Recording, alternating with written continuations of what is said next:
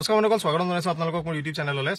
প্ৰথম কথা যে বহুতে এই কথাটোকে সোধে যে যিসকলে বৰ্তমান এডিআইত চাকৰি পাইছিলে, এপিচিত পাইছিলে, য'তেই পাওক, কোনোবাই কিবা এটা পঢ়ি আছে বা কোনোবাই পঢ়াটো কণ্টিনিউ হৈ আছে, তেওঁলোকে চাকৰিটো পোৱাৰ কাৰণে তেওঁলোকৰ বস্তুটো ষ্টপ হৈ যাব নেকি, তেওঁলোকে কেনেকৈ পঢ়িব, সেই বস্তুবিলাক লৈ পেলাই অলপ টেনশ্যন হৈ থাকে। বা কোনোবাই চাকৰিত সোমাইছে, তেওঁলোকে আগন্তুক দিনত আকৌ পঢ়িব বিচাৰে, কোনোবাই গ্ৰেজুৱেশ্যন কমপ্লিট কৰিব বিচাৰে, কোনোবাই মাষ্টাৰ ডিগ্ৰী কমপ্লিট কৰিব বিচাৰে। এনেকুৱা ক্ষেত্ৰত মই ইয়াৰ পূৰ্বেও কৈছোঁ যে আমাৰ যিবিলাক কণ্ডাক্ট ৰুল, চিভিল ছাৰ্ভিচ যি আমাৰ কণ্ডাক্ট ৰুল আছে, তাতে উল্লেখ আছে যে আপোনালোকে কোনো ধৰণৰ বস্তু আপোনালোকে without প্ৰায়ৰ permission of the government আপোনালোকে পঢ়িব নোৱাৰে। সেয়া লাগিলে আপোনালোকৰ ৰেগুলাৰ মোডত হওক, সেয়া লাগিলে আপোনাৰ ডিষ্টেঞ্চ মোডত হওক, সেইটো মোড অফ এডুকেশ্যনৰ কথা নাই। কিন্তু আপোনালোকে যিকোনো বস্তু পঢ়িবৰ কাৰণে আপোনালোকৰ কিন্তু গভৰ্ণমেণ্টৰ পৰা পাৰ্মিশ্যন লোৱাটো আপোনালোকৰ প্ৰয়োজনীয়। চিট বেল্ট মাৰা নাই এটা কাৰণতে, নুমলীগড় জামত ফচি আছোঁ, সেইটো কাৰণে গাড়ী ৰখি আছে।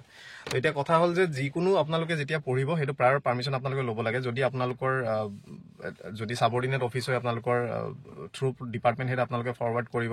সেই কৰাৰ পিছত আপোনালোকৰ পাৰ্মিশ্যন গভৰ্ণমেণ্টে যেতিয়া দিব, তেতিয়াহে আপোনালোকে পঢ়িব পাৰিব। তেওঁলোকে একচেপ্টো কৰিব পাৰে পাৰ্মিশ্যন, তেওঁলোকে আপোনালোকক পাৰ্মিশ্যন নিদিবও পাৰে।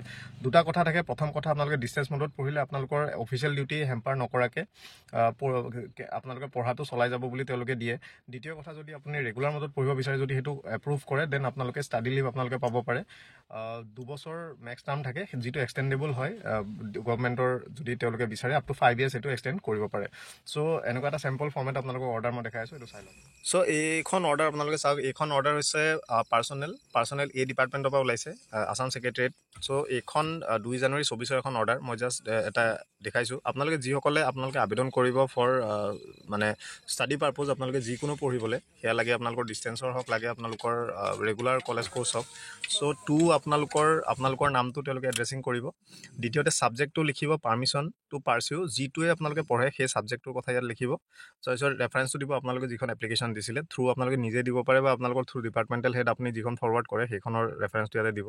ইয়াতে লিখিছে যে in inviting a reference to the letter on the subject cited above, I am directed to convey that the state government has accorded approval to your pursuing এইটো কোৰ্চ ফ্ৰম ইমান। ইয়াতে আপোনালোকৰ চাওক, ষ্টেট গভৰ্ণমেণ্টে আপোনালোকৰ পাৰ্মিশ্যন দিব পাৰে, বা আপুনি যদি গ্ৰেড 3, গ্ৰেড 4 বা গ্ৰেড 2 তেনেকুৱা ধৰণৰ যদি হয়, আপোনালোকৰ ডিপাৰ্টমেণ্ট যদি বেলেগ, বা ডাইৰেক্টৰ আছে আপোনালোকৰ ওপৰত, বা কমিশ্যনাৰ আছে, যিজন এপ্ৰপ্ৰিয়েট অথৰিটি হয় তেওঁ পাৰ্মিশ্যন দিব। সেইটো যে তেওঁলোকে পাৰ্মিশ্যন দিছে, আপোনালোকে কিটো পঢ়িব, কোনটো কোৰ্চ, কোন জেগাৰ পৰা আপোনালোকে পঢ়িব, সেই বস্তুটো দিব। In distance learning mode without affecting the official work assigned to you. Distance মোডত কৰে, আপুনি ৰেগুলাৰ মোডত কৰে, যোনটো মোডতে আপোনালোকক কৰক, সেইটো বস্তু ইয়াতে উল্লেখ কৰি দিব, without affecting the official work assigned to you. Distance মোডত কৰাৰ কাৰণে অফিচিয়েল ৱৰ্ক মানে এফেক্ট নকৰাকৈ তেওঁলোকে সেই বস্তুটো উল্লেখ কৰিছে। কিন্তু আপুনি যদি ৰেগুলাৰ কোৰ্চ কৰিব বিচাৰে, দেন আপোনালোকে ডেফিনেটলি ষ্টাডি লিভ আপোনালোকে ল'ব পাৰে। তেনে ক্ষেত্ৰত ইয়াতে আপোনালোকৰ ষ্টাডি লিভ তেওঁলোকে এপ্ৰুভ কৰিব ফৰ ইমান বছৰৰ কাৰণে যে ষ্টাডি লিভ দিছে বা ইমান মাহৰ কাৰণে দিছে, এই বস্তুটো ইয়াতে উল্লেখ কৰা থাকিব। This is issue to the approval of the honourable chief minister Assam. এইটো যিহেতু গেজেটেডৰ IASৰ ক্ষেত্ৰত দিছে, কিন্তু অন্যান্যৰ ক্ষেত্ৰত হ'লে ডাইৰেক্টৰ হওক, কোনোবা হওক, সেইটো আপোনালোকৰ ইয়াতে উল্লেখ কৰি দিব।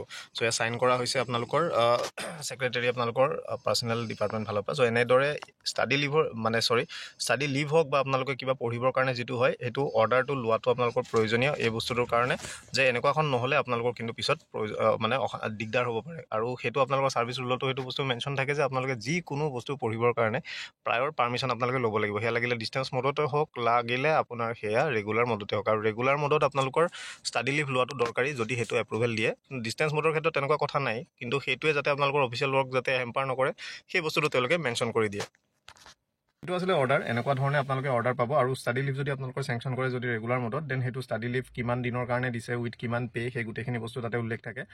এনেকুৱা ধৰণে আপোনালোকে যদি পঢ়িব বিচাৰে, এনেকুৱা ধৰণে আপোনালোকে অৰ্ডাৰ ল'ব লাগে। কাৰণ নল'লে, গম নাপালে সেইটো কোনো প্ৰব্লেম নাই, কিন্তু যদি কেনেবাকৈ গম পায়, দেন সেইটো সমস্যা হ'ব পাৰে, যিহেতু সেইটো ছাৰ্ভিচ ৰুলৰ মানে অলপ ভায়লেট কৰা নিচিনা হয়। এনেকুৱা ধৰণৰ বস্তু চাই ল'ব। মই জাষ্ট আপোনালোকৰ এক্সাম্পলটো দেখালোঁ, ইমানেই কথা। Thank U.